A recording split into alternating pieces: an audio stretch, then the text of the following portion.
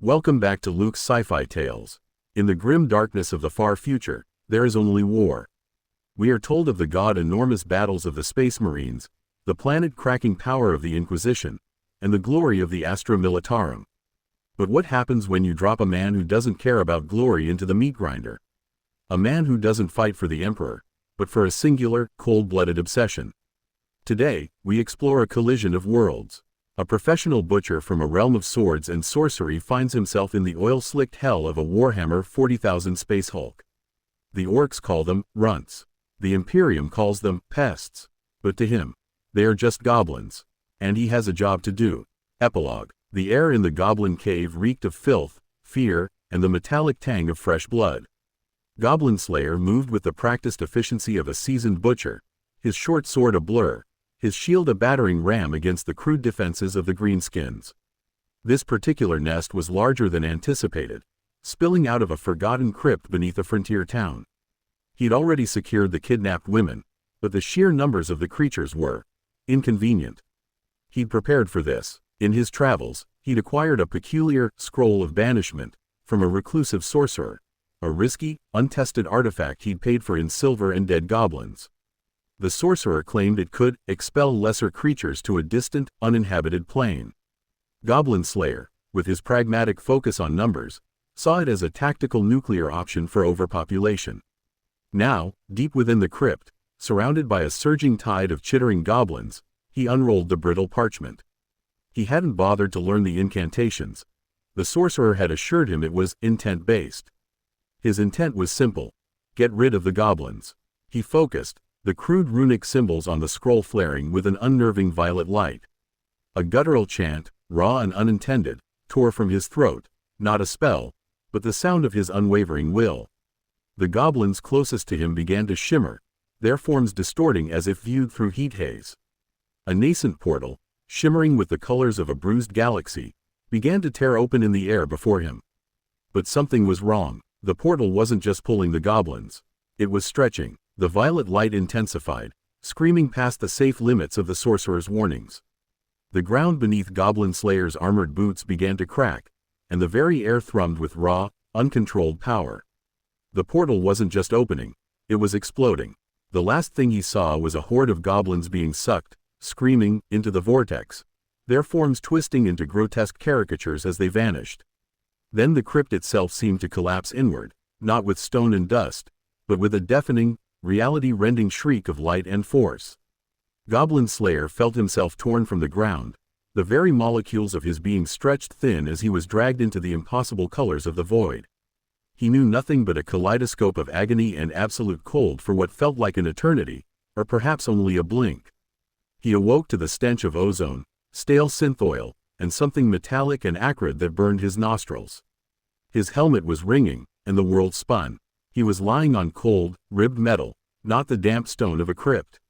Above him, a flickering, sickly yellow lamp cast long, oppressive shadows. He pushed himself up, his muscles protesting. His armor was scuffed, his shield dented, but otherwise, he was intact. The scroll of banishment was gone, likely shredded by the backfiring magic. Around him, the air was thick with smoke, and strange, archaic machinery groaned and hissed. This was no crypt. This was somewhere else. A chittering sound, disturbingly familiar, cut through the mechanical symphony. Goblin Slayer snapped his head up, his visor optics whirring to life. Behind a stack of corroded metal barrels, two small, green figures peered out, their eyes wide with fear and malice.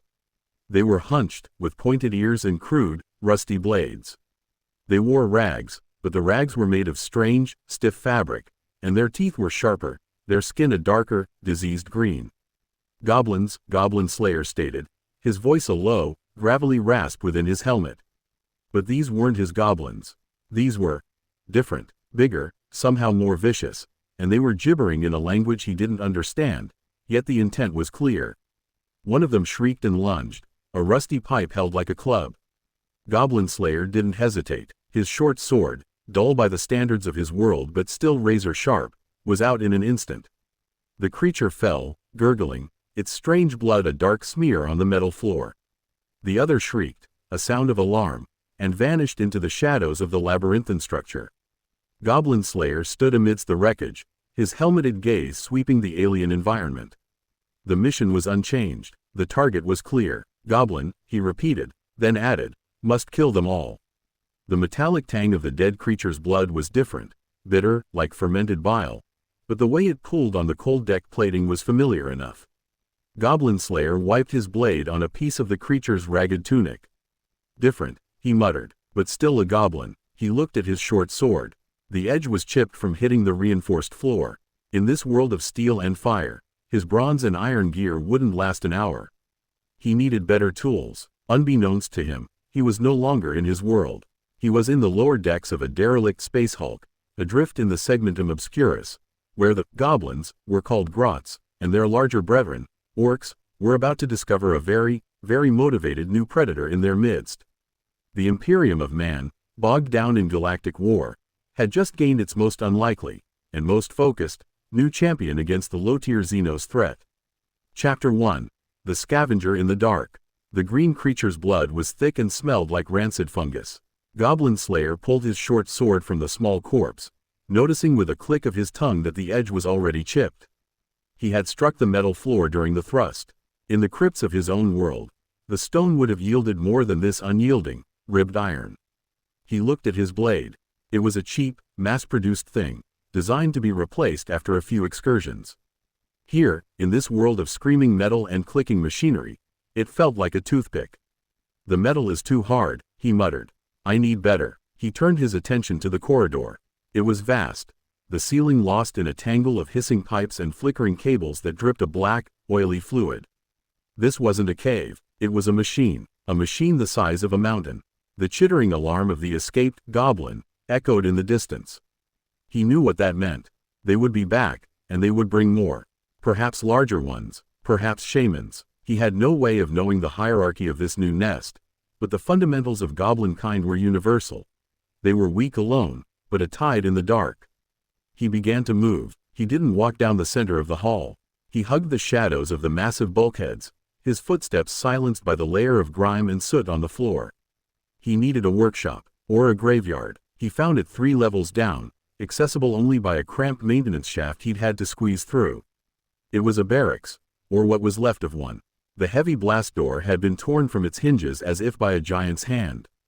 Inside, the air was thick with the scent of old death and ozone.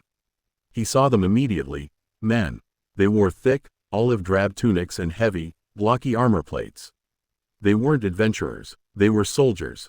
Goblin Slayer knelt beside one of the fallen. The man's chest had been shredded by something with immense strength. Beside him lay a long, heavy object made of matte black metal and wood. He picked it up. It was a combat shotgun. He didn't know the word shotgun, but he understood the geometry of a weapon. He saw the wide barrel. He saw the pump-action grip. He found a satchel nearby filled with heavy, red cylinders. He took one out, weighing it. A fire stick? He wondered. He'd seen alchemists use primitive gunpowder tubes. He experimented, sliding the shell into the loading port. Click. He pulled the pump back. Clack. The sound was authoritative. It was the sound of a tool that solved problems.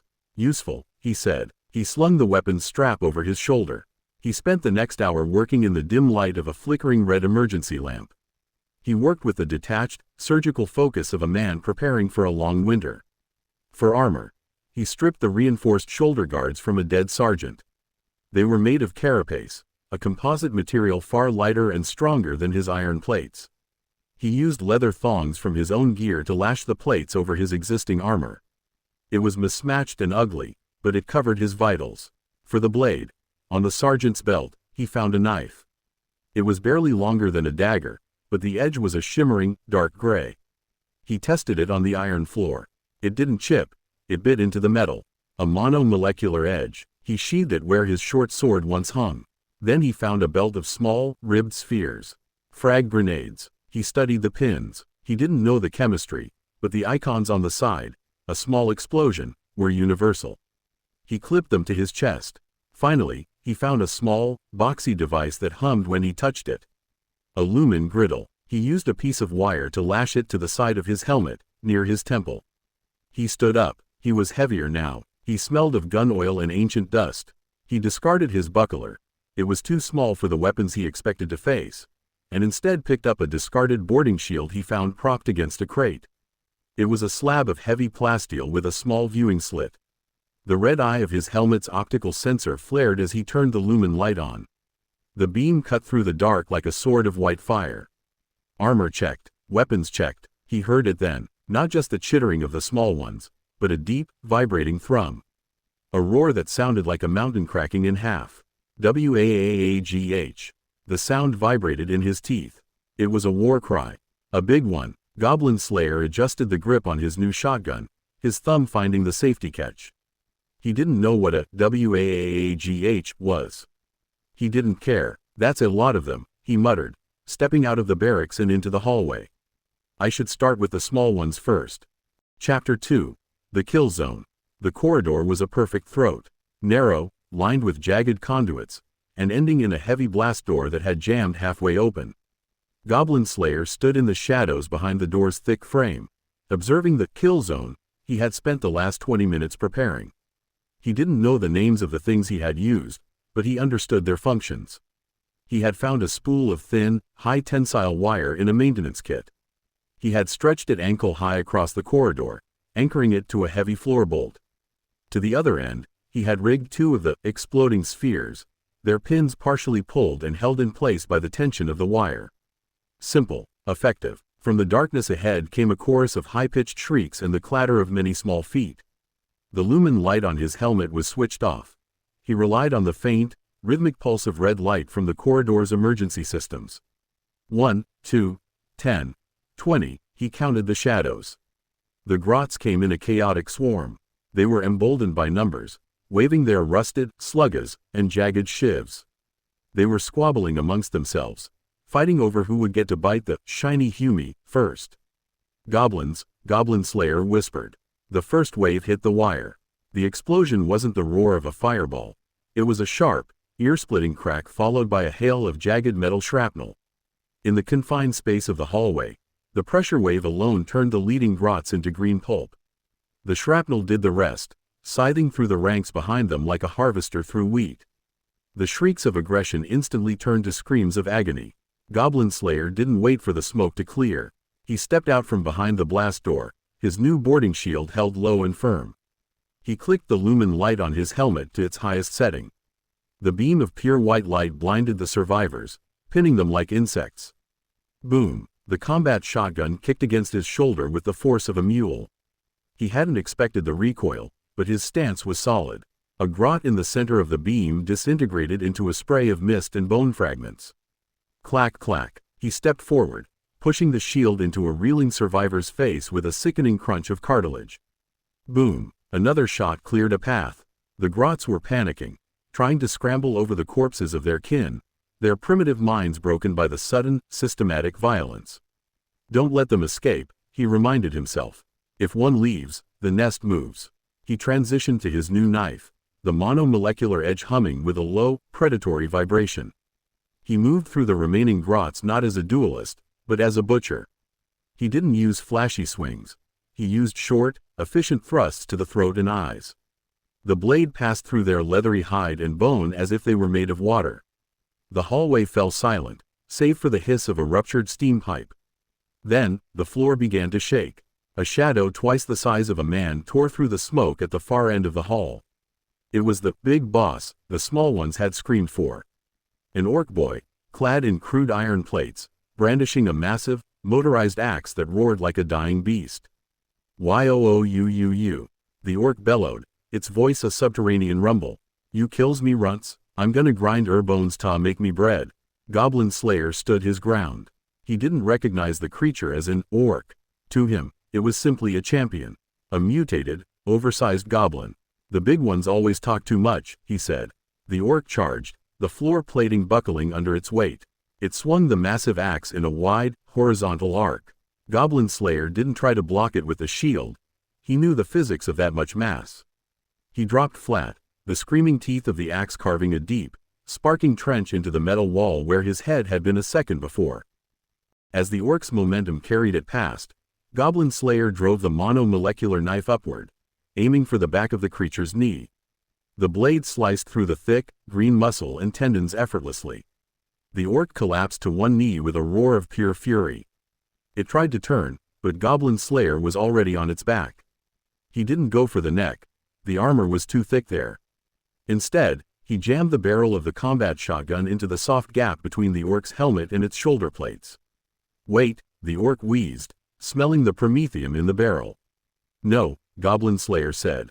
Boom! The point-blank blast tore through the orc's chest cavity, exiting out the other side in a shower of gore.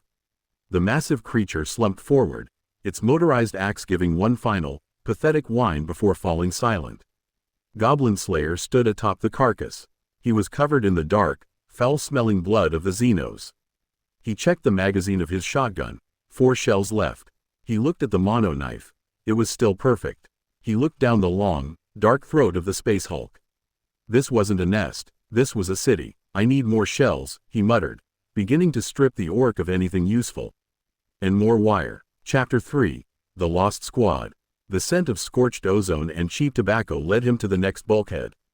It was a human scent, familiar, yet layered with the heavy, chemical musk of this strange era.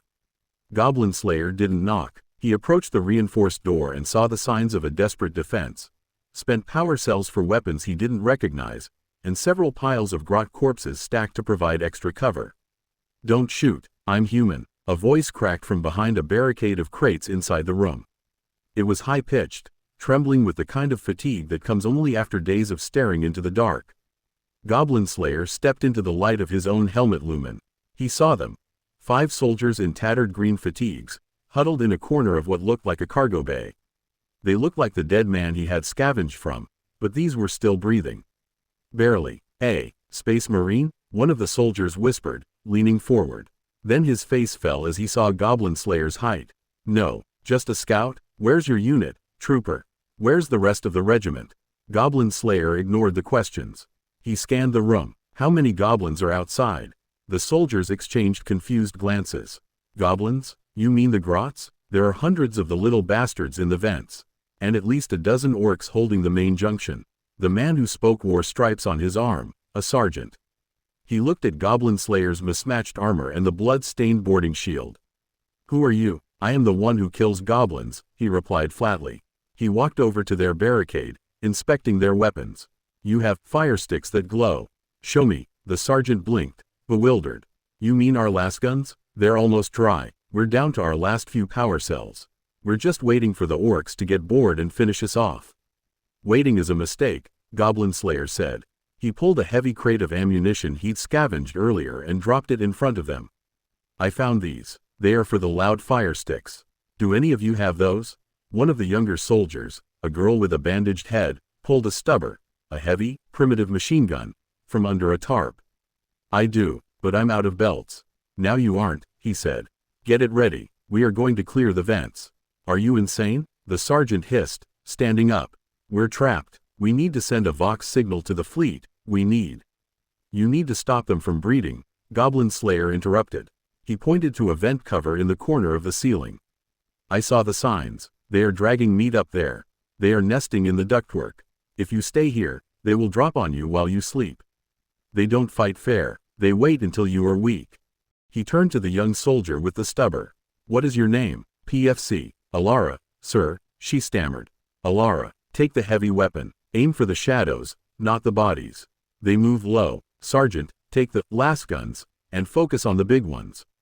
I will go into the vents." "You're going into the vents?" the sergeant asked, horrified. "That's suicide. It's a maze in there." "I like mazes," Goblin Slayer said. He pulled out a spool of wire and a handful of the exploding spheres. "And I like nests. They are easier to burn when they are contained." He looked at the soldiers. They were broken, terrified, and waiting to die. He recognized that look. It was the same look the villagers had before a raid. They needed a plan, not a prayer. "The small ones are weak," he told them, his voice echoing with cold certainty inside his helmet. "But they are cruel. They think they have trapped you. They think you are food. We are going to remind them that they are prey." He didn't wait for their approval. He climbed onto a stack of crates and pried the vent cover off with his mono knife. A chorus of chittering shrieks drifted down from the darkness above.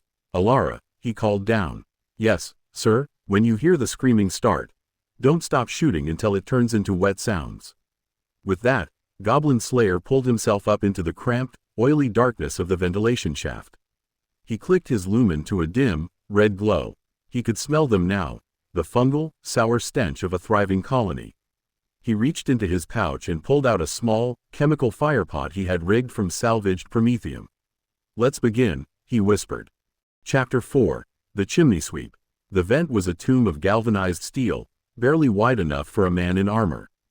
It reeked of the grots, a cloying, sweet rot smell of fungal spores and waste. Goblin Slayer moved on his stomach, his boarding shield dragged beneath him like a sled. He didn't use his white light here. He switched to the low-spectrum red. To the Xenos, he was a shadow pulsing with a dull, rhythmic heartbeat. To him, the world was a map of heat signatures and movement. He saw the first nest 300 meters in. It was a junction where 4 shafts met, choked with stolen blankets, chewed wiring, and piles of shiny loot. A dozen grots were huddled there, gnawing on something that looked like a human thigh bone.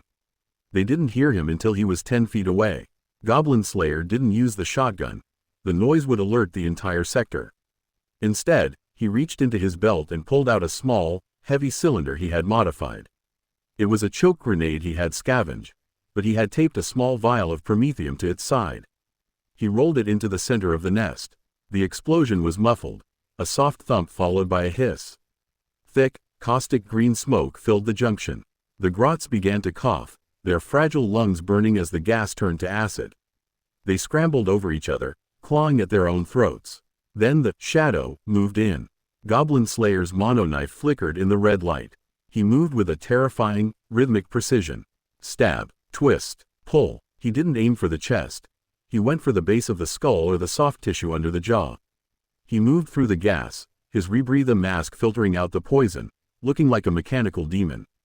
In 60 seconds, the junction was silent. 12, he whispered. He didn't stop to admire the work. He took a small, magnetic melt-a-gel pack and stuck it to the ceiling of the shaft, rigging it to a 5-minute timer. This was a structural support.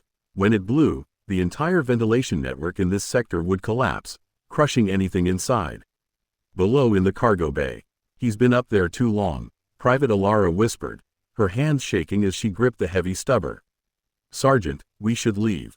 We should find a bulkhead that actually closes." "Shut it, Alara," the sergeant snapped, though his own eyes were darting toward the ceiling. He said to wait for the screaming. Suddenly, a sound drifted down from the vents. It wasn't the chittering of grots. It was a high-pitched, warbling shriek of pure, unadulterated terror. It was followed by a wet, heavy thud against the metal ducting. Then came the fire. Liquid promethium, ignited by one of Goblin Slayer's improvised traps, began to drip through the vent slats like molten gold. It splashed onto the floor, illuminating the dark corners of the cargo bay. "They're coming," the sergeant yelled. "Front, the vents are flushing them out." Dozens of grots, some of them literally on fire, began to pour out of the overhead shafts, desperate to escape the demon hunting them in the dark. Behind them came the heavier sounds. The orcs had realized their runts were being slaughtered and were pushing through the main doors. "Alara, now!" the heavy stubber roared. Thud, thud, thud, thud. The heavy rounds tore through the falling grots before they could even hit the ground. Alara screamed, a mix of terror and adrenaline, as she raked the fire across the room. The sergeant and the others joined in with their lasguns, the crimson beams of light cauterizing wounds as they struck. Then a massive explosion rocked the room. The ceiling of the hallway outside the cargo bay collapsed in a rain of twisted girders and fire. Goblin Slayer's Melta trap had done its job. It had cut off the orcs' reinforcement route. A single figure dropped from a vent directly behind the soldiers. The sergeant spun around, his lasgun raised, but stopped when he saw the battered, gray-green helmet and the single, glowing red eye. Goblin Slayer was covered in soot and green ichor, looking more like a monster than a man. He was carrying a massive, severed orc head by the hair, a knob, much larger than the one he had killed before. He tossed it onto the floor. It acted as a grim psychological weight. The remaining grots in the room saw their leader's head and broke, fleeing into the dark corners to be hunted down later.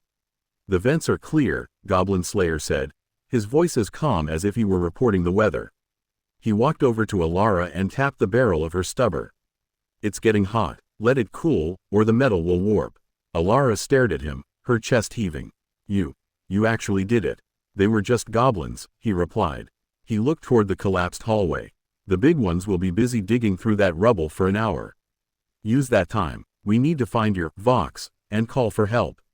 But first, he knelt by a crate and started pulling out more shotgun shells. We need to salt the nests. I saw more eggs, spores, in the lower shafts. If we don't burn them, they'll just grow back. The sergeant looked at his men, then at the silent, armored professional. For the first time in weeks, he didn't feel like a dead man walking. He felt like a soldier again. What do you need us to do, trooper? The sergeant asked. Goblin Slayer looked up, the red light of his visor reflecting in the sergeant's eyes. Get the fire thrower. We're going to burn the garden. Chapter 5. The Garden of Filth. The lower decks of the Space Hulk were no longer a ship. They were a biological nightmare. Thick, corded veins of fungal matter, the orc spores, had matured into pulsating chimneys that belched green dust into the air. In the center of this rot sat the Med Bay, now a charnel house ruled by a painboy, a mad orc surgeon obsessed with fixin', his kin with rusted saws and jagged bionics. Hold your breath, Goblin Slayer ordered, his voice muffled by his rebreather, given to him by Alara. The dust makes more of them. Behind him, the sergeant and Alara moved with newfound discipline. The sergeant carried a heavy flamer, its pilot light flickering like a vengeful star in the gloom. There, Goblin Slayer pointed. The painboy was a towering horror, its right arm replaced by a massive, hydraulic pincer that dripped with blackened grease. It was busy, augmenting, a screaming grot, sewing a circular saw blade directly into the creature's chest. Oi, da quiet skull is air. The painboy roared, its metallic jawplate clanking. Bring me dat helmet. I want to see what's inside.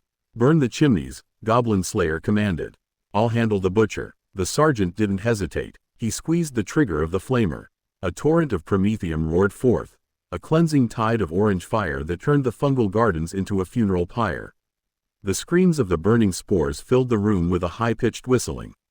The painboy lunged, its hydraulic claw snapping shut with enough force to crush a tank's hull. Goblin Slayer threw himself into a roll, his boarding shield taking a glancing blow that sent sparks flying.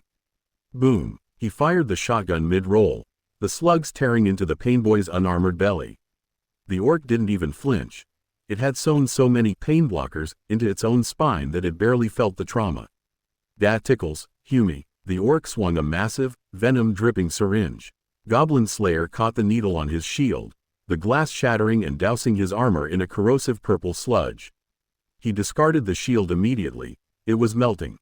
He was now unshielded, facing a giant with a mechanical claw.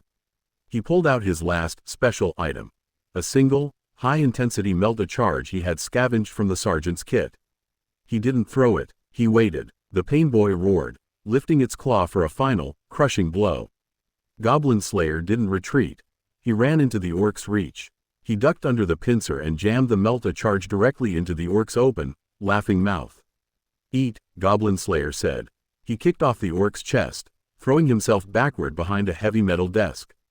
Woo-oom. There was no shrapnel. A melt-a-charge creates a concentrated beam of heat as hot as the sun.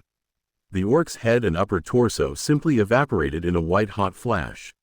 The massive, headless body stood for a moment, the bionic arm still twitching, before crashing into the burning fungus. The room was a furnace. The sergeant and Alara stood among the ashes of the garden, their faces blackened with soot. It's done, Alara gasped, leaning on her stubber. The nests are gone. We actually won. Goblin Slayer didn't answer. He was standing by a flickering console in the corner of the room. He had found what he was looking for, the ship's internal Vox relay. But he wasn't looking at the controls. He was looking at the screen. A golden light was pulsing on the monitor. A symbol he didn't recognize, but the sergeant did. The Aquila, the sergeant whispered, coming to his side. It's a signal. An Imperial Inquisitorial ship is docking with the Hulk. They're coming to purge the sector. The sergeant looked at Goblin Slayer with hope. We're saved. They'll take us home. Goblin Slayer turned his head toward the door. His red visor eye flickered. He didn't look happy. He looked wary. Is the Inquisitor a goblin? He asked. What? No, he's a High Lord of the Imperium. Goblin Slayer looked back at the screen. Below the Imperial symbol, a new set of data was scrolling. It was a localized map of the Space Hulk, showing thousands of life signs. Not green ones. Something else. Something with too many legs. More nests, Goblin Slayer said, his grip tightening on his shotgun. They aren't orcs. They are coming from the dark side of the ship. Suddenly, the floor beneath them groaned. A long, purple-black talon, sharper than any mono blade, pierced through the metal deck inches from Alara's foot. A terrifying, multi-tone screech echoed through the hull, far more alien than any orc roar. The Tyranids had arrived. Goblin Slayer reloaded his shotgun, the clack-clack of the pump action sounding small against the rising tide of the swarm. I don't know who this Inquisitor is, he said, turning back to the dark. But tell him to stay out of my way. I'm not finished yet. End of episode 1. The fires are burning in the lower decks, but the nightmare is only beginning. Goblin Slayer has cleared the vents, but a shadow far darker than any orc is creeping through the bulkheads. With an inquisitorial fleet closing in and the Tyranid hive mind reaching out, the question isn't just can he survive, it's how many will he take with him. If you enjoyed this first chapter of our crossover saga, make sure to hit that like button and subscribe to the channel so you don't miss episode 2, The Xenos Tide. What do you think the Inquisition will do when they find a lone human out killing their best units? Let me know your theories in the comments below. Thanks for watching Luke's Sci-Fi Tales. Keep your scanners on and your bolters ready. We'll see you in the next one.